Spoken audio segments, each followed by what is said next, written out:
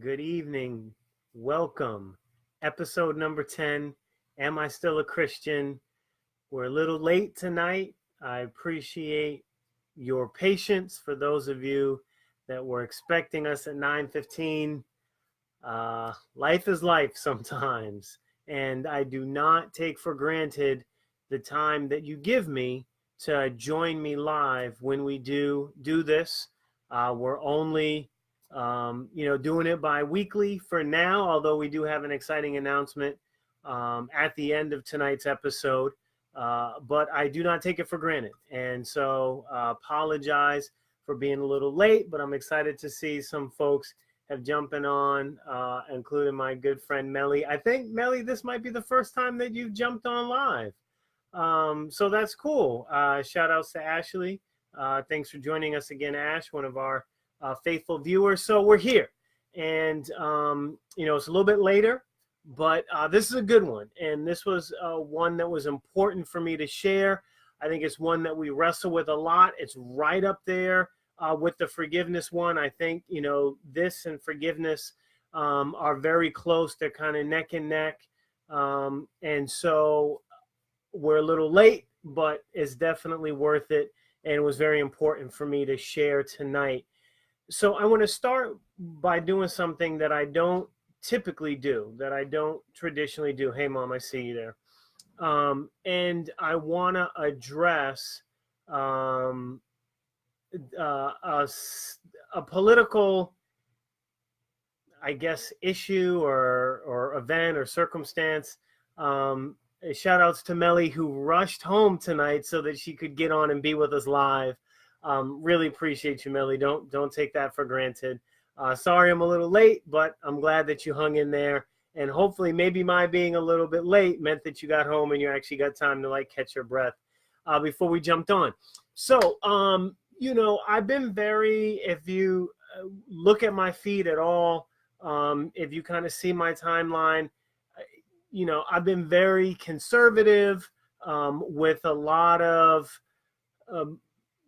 opinions about current events, about things that's happening just in our world. I've been very specific with the message that we're communicating. And the message from day one, when I resurrected my Facebook, the message was, help me spread this love revolution. Let's get this love revolution to take hold. Share the joy by spreading the love. That's been the message from day one, using this vehicle of Am I Still a Christian? Where, I'm asking questions and I'm posing questions and I'm following my journey, my baby girl, in the midst of everything that she's doing. Rachel, I love you so much, boo. Thank you for the support. In the midst of everything that she's doing, my wife is upstairs trying to finish work for her job and be a mom to her kids, and still has time to be my wife. So love you. Appreciate you, babe. So from the very beginning, the message has been really clear that I got on Facebook because I felt that I had reached a place in my spiritual journey that others could relate to, and that this was an effective vehicle to reach people by walking you through what some of the things that I had gone through, where I kind of gone through this arc of, am I still a Christian? Asking the questions that I'm asking, posing the questions that I'm posing. Am I still a Christian? And week by week, we've come to the place where, yes, asking those questions, thinking those thoughts, going through this doesn't mean that you're a Christian. If anything, it has strengthened my view and my faith. And so here we are. And a couple weeks ago, we dealt with the responsibility of forgiveness. That if you're going to walk in love, if you're going to live a life of love, if you're going to be a part of the love revolution, you have to forgive. It absolutely is a non-option. And Ashley poses an interesting question. Is it bad to second guess yourself? No, it's absolutely not. I was having a conversation with my son earlier today where, thank God, we're allowed to change our minds. That you're allowed to change your mind when you get more information. You learn more. You get a revelation. You hear from heaven. You get some guidance and some direction. It's okay to change your mind. That's not a bad thing. You always, want to act in love. And part of that is then learning to love those who may not love you back, and taking it the next step. And if we're going to be really Christ-like, if we're really going to emulate the model of Christ, of Jesus as he walked this earth, then it's taking it the next step. You got to forgive, right? Not an option. And we talked about how difficult that is, how seemingly unfair it is to ask a survivor of a trauma to forgive. And yet that's the ask. That is the ask, that you got to do it. Shout outs to my good friend, former teacher, headmaster, Michael Obelamia. Bless you, Mike. Glad to see that you on. Shout outs to Troy Herbert joining us as well. You have to forgive. It's not an option. So here's now the next big ask. You got to love your enemies. It's not an option, folks. This is not one of those, buts. You gotta love your enemies. You have to learn to love your enemies, and we're going to talk about how we do that. But so, as I said at the very beginning, kind of queuing it up, kind of teasing it a little bit. So I've been very careful to avoid a lot of the topics of the day, avoid a lot of discussion, and really, you have not heard me say the name Trump since I've done this broadcast. You just haven't heard me say the name. You haven't had me go there.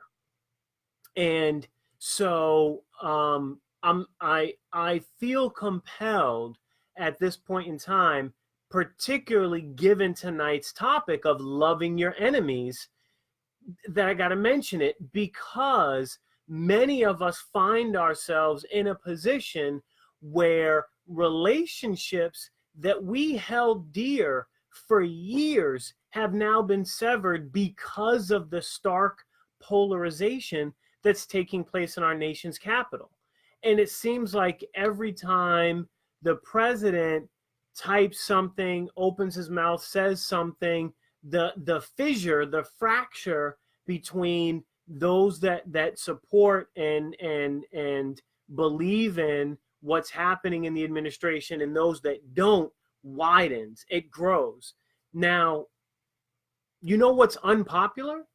What's unpopular is to try to see both sides and to try to gain an understanding,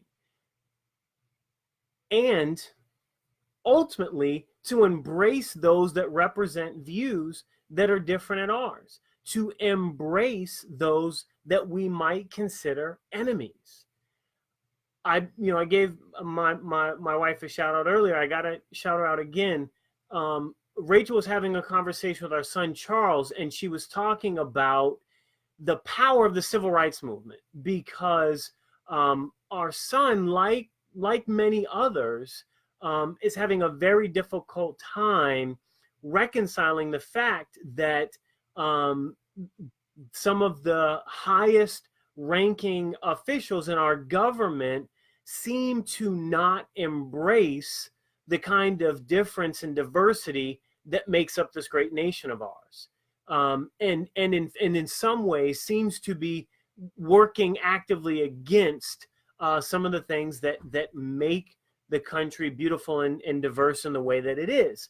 And so he was beginning to embrace some tactics and some ideology that if you didn't know any better, you would think would be the same tactics shared by those on the quote unquote other side of the aisle. See, the power of the civil rights movement, and my wife was incredibly astute pointing this out to Charles.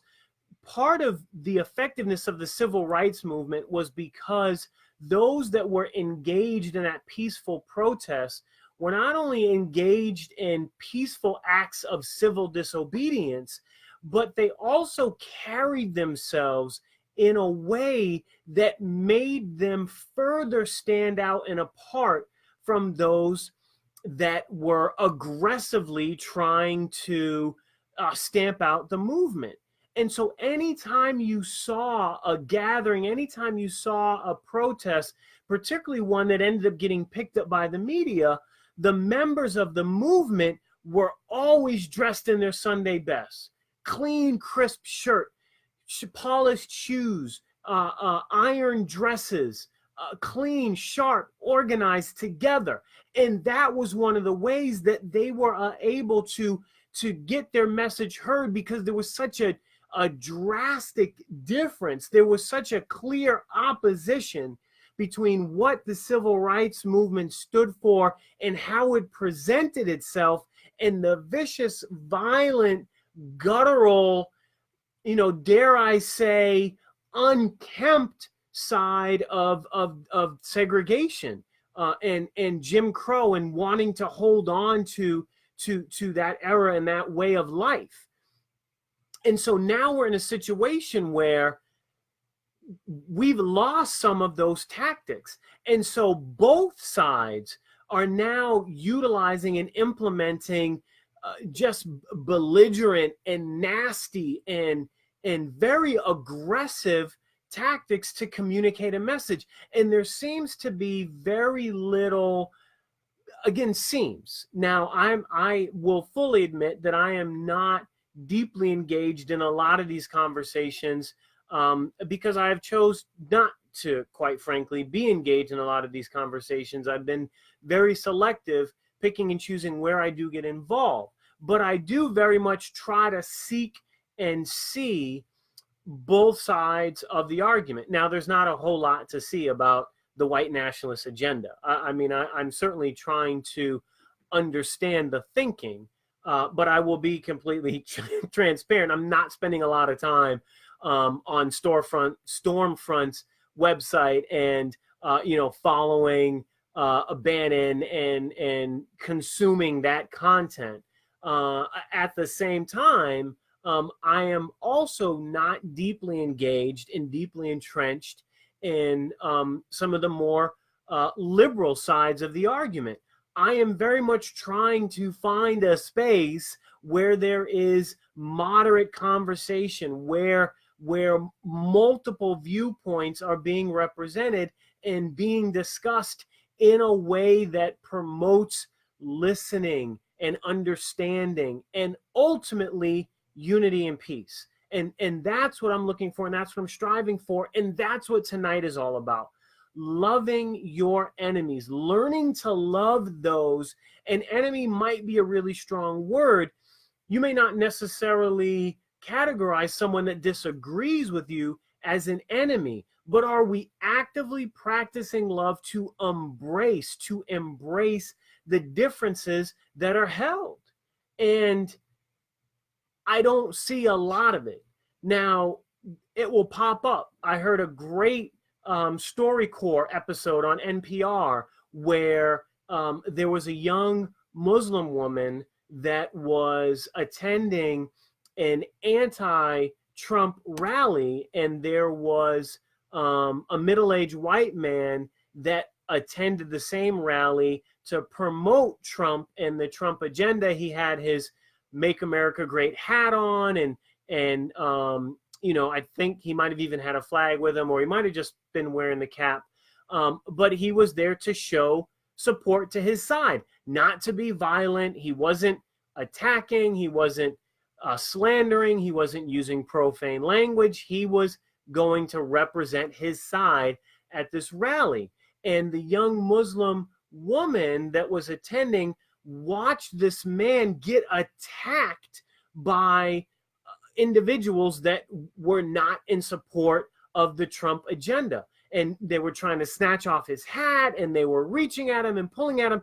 And this young woman, who is absolutely not a Trump supporter, came to his aid because she was disgusted by what her fellow anti-Trump supporters were doing. She was absolutely just blown away and disgusted at the tactics that they were using. And now here, and they had an opportunity to have a conversation, and they have been in touch since the rally. And and have learned about each other and about each other's upbringing, and it's been a really beautiful thing. And ultimately, what it comes down to, folks, you've heard it before. Allow me to say it to you again. There's more that unites us than divides us. We have more in common with one another than we don't.